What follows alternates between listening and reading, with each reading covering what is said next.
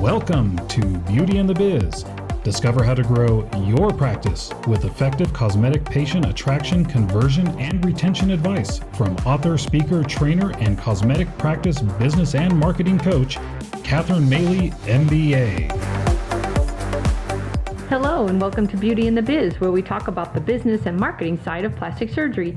I'm your host, Catherine Maley, author of Your Aesthetic Practice, What Your Patients Are Saying, as well as consultant to plastic surgeons to get them more patients and more profits. Today I want to talk about handling objections, because you know how frustrating it is when you, as the surgeon, spend endless hours in consultations with would-be patients and you're just sure that they are going to say yes.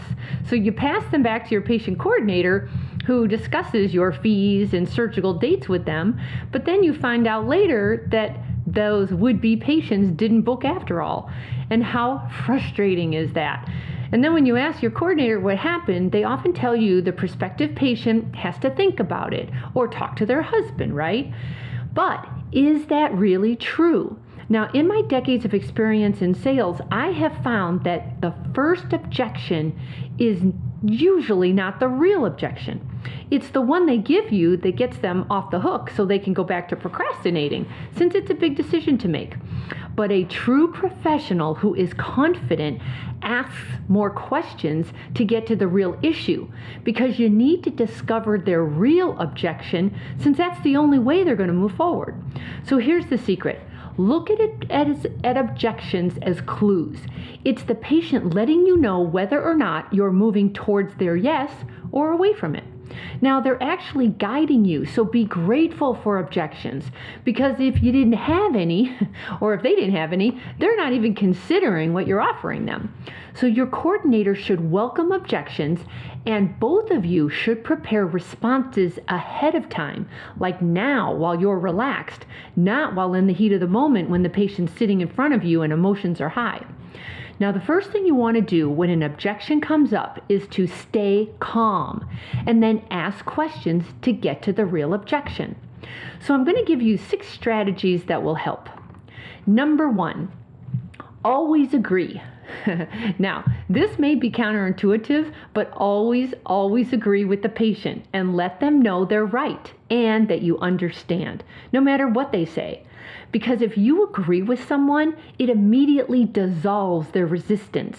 Now that they know you heard them, they're going to be more open and receptive to you and whatever different point of view you're going to give. Now, here's number 2. Prepare proof to dispel objections. Thanks to the sheer volume of contradictory information online, your patients may have some wacky thinking going on what needs to be addressed or what their solution should be. So rather than telling them they're wrong, use your other patients to counter their objections. For example, create a list of common objections you hear often.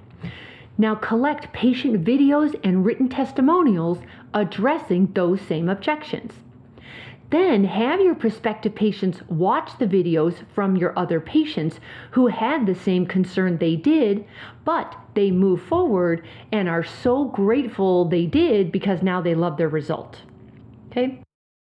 Number 3, your own story. It is so much more popular or powerful when your coordinator can relay their own story and experience with a patient who wants the same. It's also a huge shortcut to handling objections when your coordinator becomes the patient's aesthetic advisor, because the patients can see with their own eyes your excellent work and they want the same. And by the way, I hear this constantly. I'm not giving free surgery to my staff because they just leave.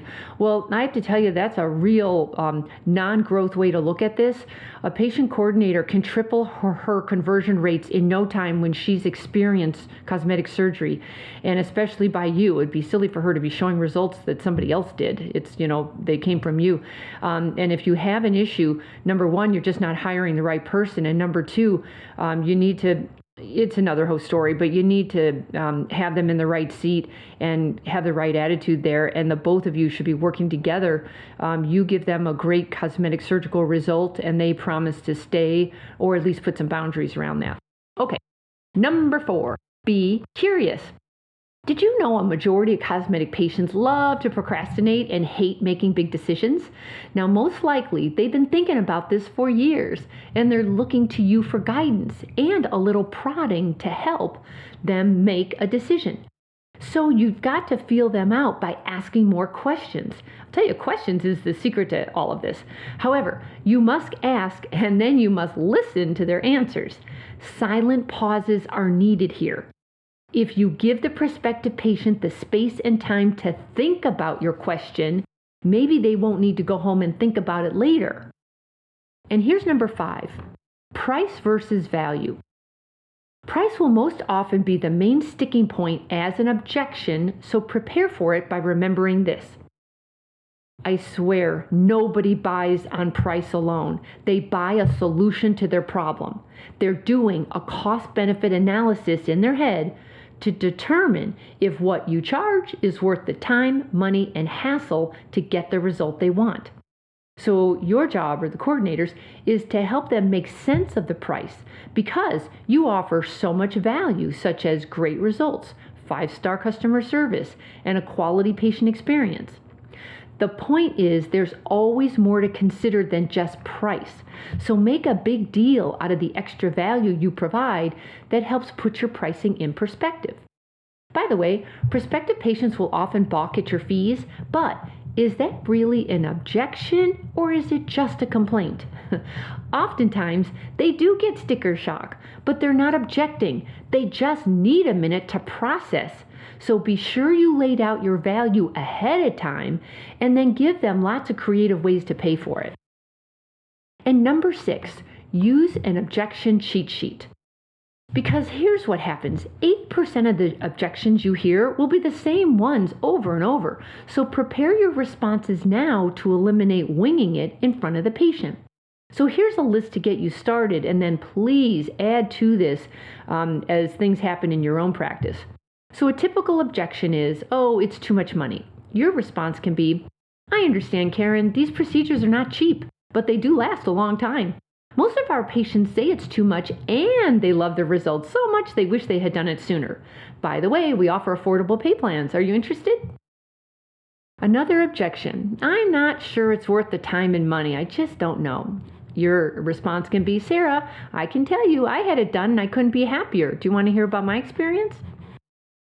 Another objection, I need to think about it. Your response can be, let me ask you, Sarah, on a scale from 1 to 10, 10 being you're absolutely certain and ready to go, and 1 being you wouldn't move forward no matter what, where do you stand? Now, let's say they say 7, and you immediately come back and say, oh, terrific, thanks for letting me know. What would make it a 10? And now be quiet and let them tell you, because now they have to think about it. What would make it a 10? That's where you want to address. Okay, another one very similar. I'm going to think about it. And a response should be, I understand, Sarah, and I've helped so many other patients think about it. I'd like to help you too. What exactly did you want to think about? Now, do you hear how I'm using my voice and keeping it conversational? And then I'm going to zip it and just listen and let her think about what is it she's going to think about, and she might actually tell you. And then the old dreaded, I have to talk to my husband. This is probably the number one. Anyone who's married, they use their husband for the out constantly. And again, just have a response ready. So here's a good one that works. You're right, Sarah. You should definitely run this by your husband. And just out of curiosity, what if he says no? Or what would he say no to? Now, this is a great question, this last one. So what would he say no to, or what would he object about it?